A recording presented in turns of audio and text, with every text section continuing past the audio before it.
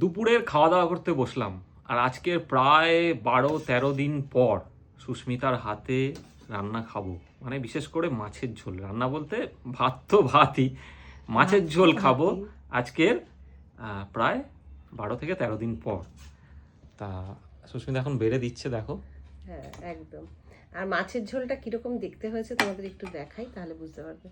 মাছের ঝোলটা এরকম দেখতে হয়েছে। মানে আজকের একটু মনে হচ্ছে মন প্রাণ খুলে রান্না করেছো। হ্যাঁ, এবার খেয়ে বলো কেমন হয়েছে। মন প্রাণ খুলে তো রান্না করেছি, এবার খেয়ে বলো মন প্রাণ খুলে তোমার ভালো লাগলো কিনা। দেখো, তোমার রান্না আমার কাছে সর্বদাই ভালো লাগে। হ্যাঁ আচ্ছা। তা আর এখন কালকে যদি একটু প্রসাদের মতন আলু ভাজা ছিল, ওটাও নিয়ে নিয়েছি।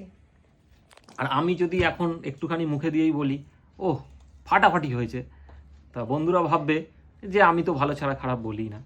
তা সুতরাং সেইটা আর বলে লাভ নেই।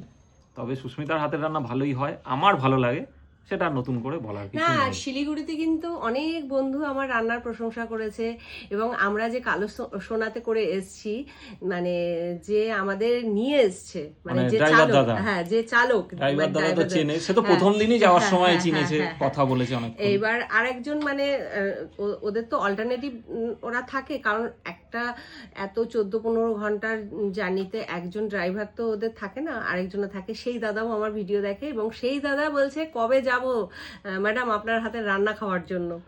তা আপনার রান্নাগুলো দেখি ভীষণ ভালো লাগে, মানে এটা আমার কাছে অনেক বড় একটা প্রাপ্তি। তা যাই হোক, চলো আর কথা বাড়াবো না, খাওয়া দাওয়াটা শুরু করব, কারণ অনেক বেলা হয়ে গেছে, খুব খিদে পেয়ে গেছে। আর ছেলে গেছে পুজো বাড়ি নিমন্ত্রণ খেতে, মানে তোমরা সবাই চেনো রূপায়ণের বাড়িতে অন্নপূর্ণা পুজো হয়, সেখানে ও নিমন্ত্রণ খেতে গেছে। আমরা এখন টোনাটুনি দুজনে বসেছি ভাত খেতে। তা